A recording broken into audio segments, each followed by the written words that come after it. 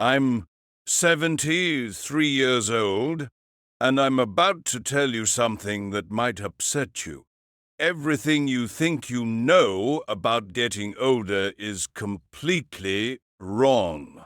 And the worst part? The people who should be telling you this, your parents, your teachers, society, they're either lying to you or they don't know themselves. You see, I spent the first 50 years of my life believing the same lies you probably believe right now. I thought I had it all figured out. I had the career, the house, the respect of my peers.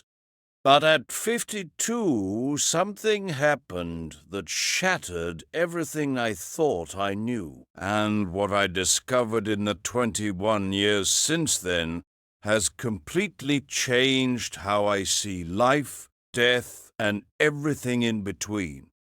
But before I tell you what happened, I need you to understand something. The reason I'm making this video isn't to impress you or to make myself feel wise.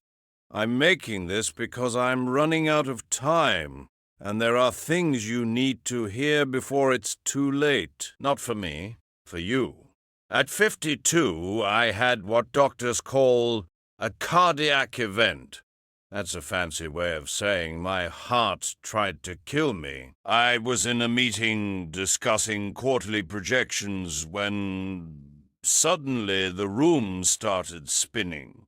The next thing I remember is waking up in a hospital bed with tubes coming out of my arms and my wife crying in the corner. The doctor said I was lucky.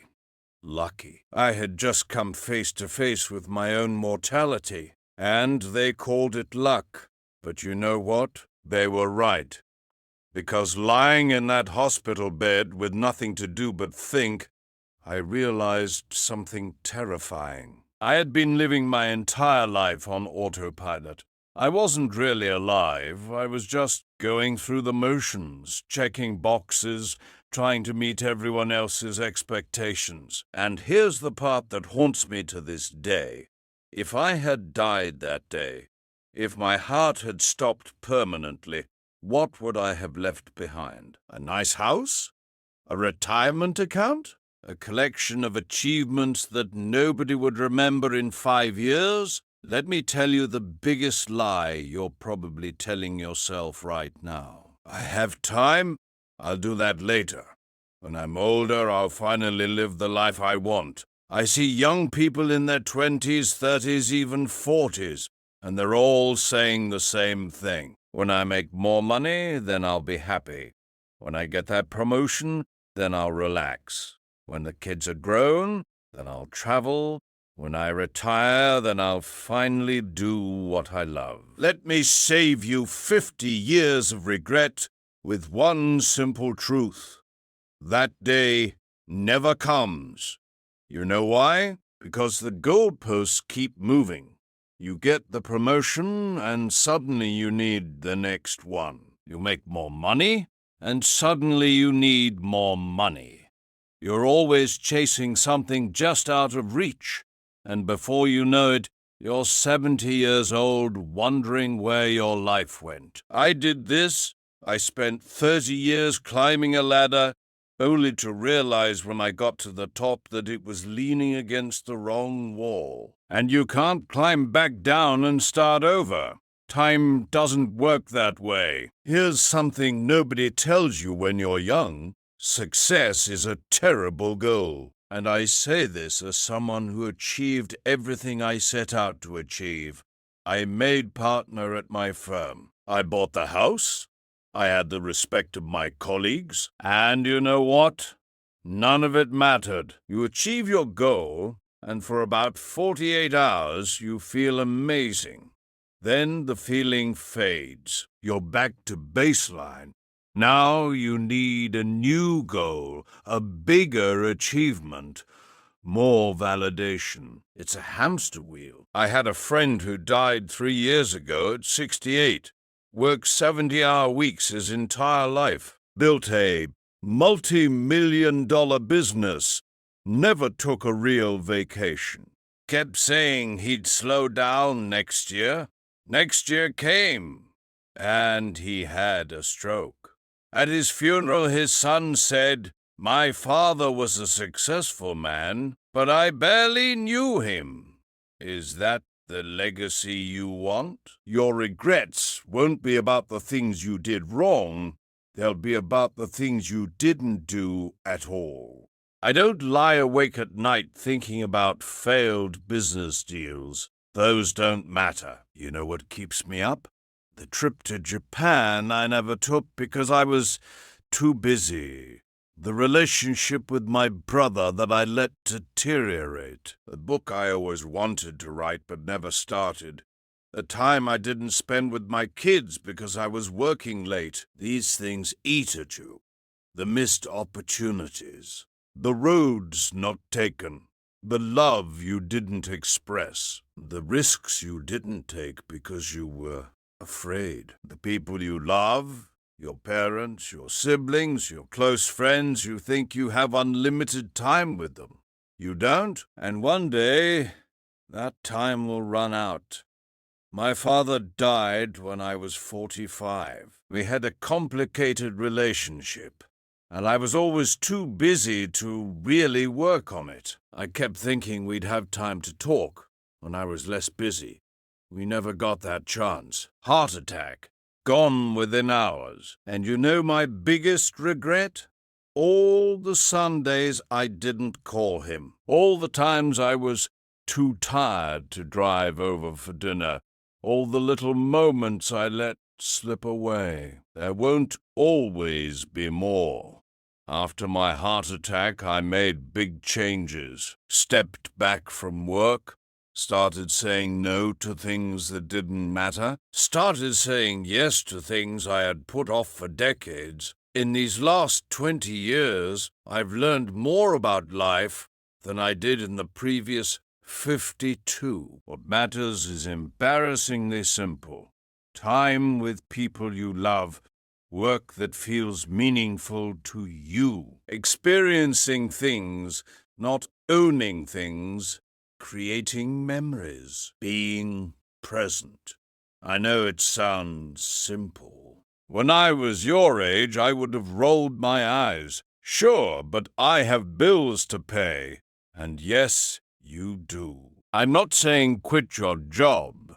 I'm saying don't sacrifice what matters for what doesn't. Here's a question I want you to ask yourself, and I want you to answer it honestly.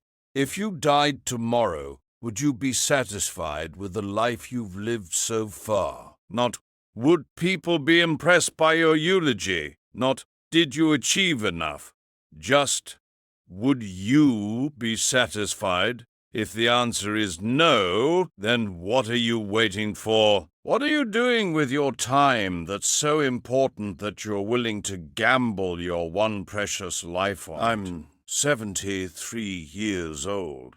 I've been lucky enough to have good health since that heart attack. But every morning when I wake up, I'm aware that I'm on borrowed time. We all are, really. But most young people don't realize this. They think they're invincible. They think they have forever.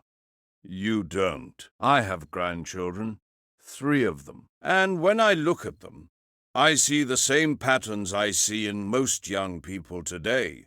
They're stressed, they're anxious, they're chasing things that won't make them happy. They're making the same mistakes I made.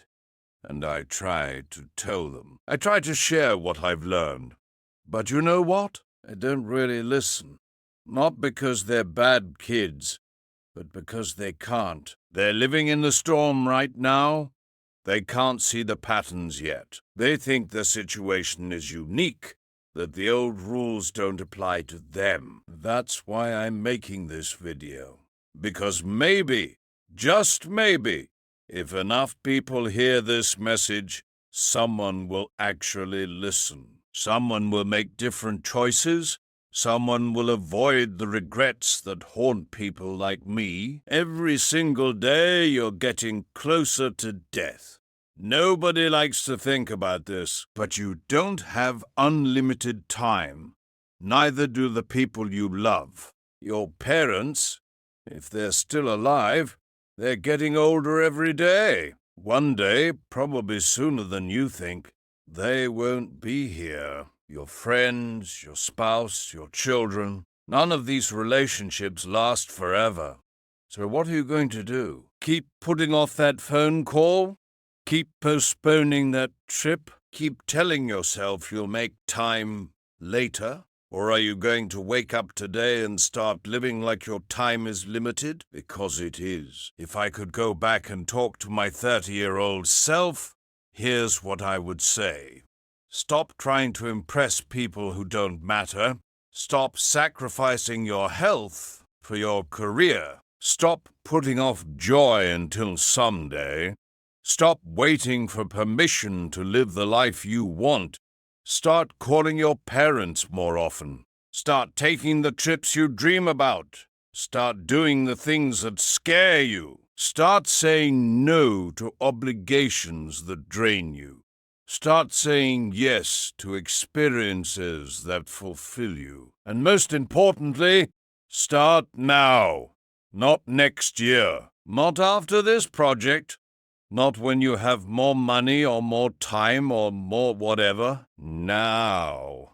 Because I promise you, the perfect time will never come. Life will always be messy and complicated and full of reasons to wait. If you wait, you'll wake up one day and realize you waited your entire life away. I'm 73. If I'm lucky, maybe 10 or 15 more years. Maybe 20 if blessed. Probably less. And I'm okay with that, because these last 20 years have been the richest of my life. Not because I made more money, because I finally started living intentionally, appreciating every day, prioritizing what matters. I've traveled to places I always wanted to see, deepened relationships with my children and grandchildren, pursued hobbies I put off, forgiven people I held grudges against, said I love you countless times. I'm happier now at 73, with less time ahead, than I was at 30, when I thought I had all the time in the world. That's the irony. When you understand time is limited, you start to actually live. You stop wasting it. You stop postponing joy. You start creating the right time. You have a choice. Right now, today. Keep living the way you're living. Chasing success. Putting off happiness. Telling yourself you'll make time later. Or wake up. Realize time is running out faster than you think. And the life you're waiting to live needs to start now. I can't make this choice for you, but I can tell you. You don't want to be 73 looking back, wishing you made different choices. Don't waste 52 years figuring this out. Learn from my mistakes. Live intentionally. Prioritize what matters. Stop waiting for someday. Someday is today. It always has been. If this resonates, share this video. Leave a comment. Tell me what you're going to do differently. Subscribe because I have more truths to share and not much time left. The clock is ticking. What are you going to do with your time?